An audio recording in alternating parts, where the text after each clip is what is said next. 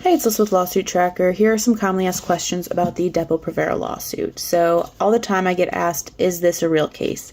Yes, this is a federal lawsuit. It's out of the Northern District of Florida. It's known as a multi-district litigation. Specifically, this one is MDL 3140. It was filed on February 7th of 2025, and it's overseen by Judge Casey Rogers. She is an extremely experienced mass tort judge. This is a failure to warn lawsuit, and the main injury are intracranial meningiomas, which is a specific type of brain tumor. So what is the Depo Provera lawsuit about? People are filing lawsuits against Pfizer and other manufacturers of Depo, claim this drug caused them to develop an intracranial meningioma. This is important to note that this is both for the name brand and the generic, so the manufacturers of both are being included. This is very good news for anyone that was harmed by this drug because it means that no one will be left out of the litigation due to a technicality. What stage is the Depo Provera lawsuit in? So it's still in the early stages. Like I said, it was filed February 7th of 2025, so it's pretty new. It's only a few months old. However, this lawsuit is going a lot faster than other MDLs, and that can be due to a couple of different factors. One, the judge in charge of the case is extremely experienced, and she is streamlining the process for the attorneys right off the bat. A lot of that's with filing, but it makes things go a lot quicker. Also, with this being a failure to warn lawsuit, the warning labels in other countries do warn for meningiomas, intracranial meningiomas, and the US label does not, which is pretty damning in and of itself. However, there hasn't been any rulings yet, so this is just me speculating. What is Depo Provera and how does it work?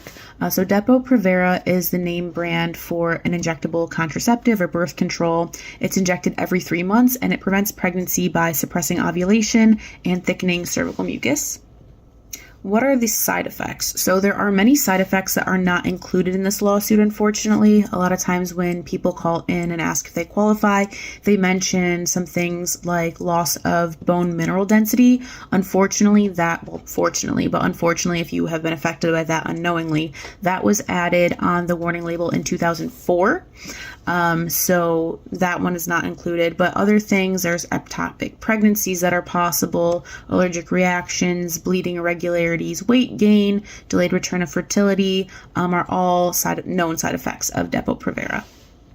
The reason that this lawsuit kind of kicked off was March of 2024. There was a study published in the British Medical Journal showing people that use the injectable form of the main ingredient of Depo were 5.5 times more likely to develop an intracranial meningioma, and this study looked at over 18,000 participants. What damages can people sue the manufacturers of Depo Provera for? So it's very likely that it's going to be medical bills, lost wages, disability and disfigurement, and attorney fees and costs. So with an intracranial meningioma, it's extremely debilitating. Some people are out of work and go on disability due to the migraines, vision impairment, vertigo, but also some people needed to have like full out brain surgery, which can, take you out of work for a long time, if not permanently, and then different effects from the surgery. Sometimes things go wrong or affect something you're not expecting, so it can kind of be a snowball effect. And then who qualifies to file a Depo Provera lawsuit? So if you use Depo for usually it's a year or more, most attorneys are looking at least a year use of Depo, and then you developed an intracranial meningioma almost with any latency period. So what you have to do is prove that you used Depo. Some people use Depo in the 90s, and attorneys and the judges and things like that are aware. So if there are no longer records of your Depo use, what most people are going to have to do is sign an affidavit stating, yes, under the court of law, I was using Depo Provera. And then, of course, your medical records to prove that you were diagnosed with an intracranial meningioma. If you had surgeries or complications from those surgeries, all those surgical reports are going to be needed.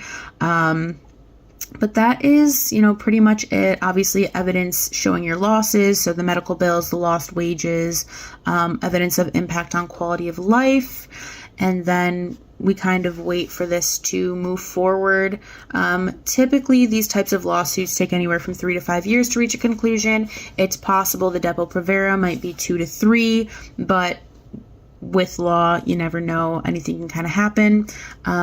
The deadline for filing for a Depo Provera lawsuit, the statute is going to vary by state. So some states have, like Kentucky, for example, are 1-year statute states. Typically, it's between 1 and 3 years. Some are 6 years. There's also something called the discovery rule. Some states have discovery rules, some states don't. The discovery rule typically starts your statute from the time that you discovered that Depo Provera could cause the injury in this example. But best bet is to see if you qualify and then share all of the intricacies of your specific case with a lawyer, and then they will take it from there.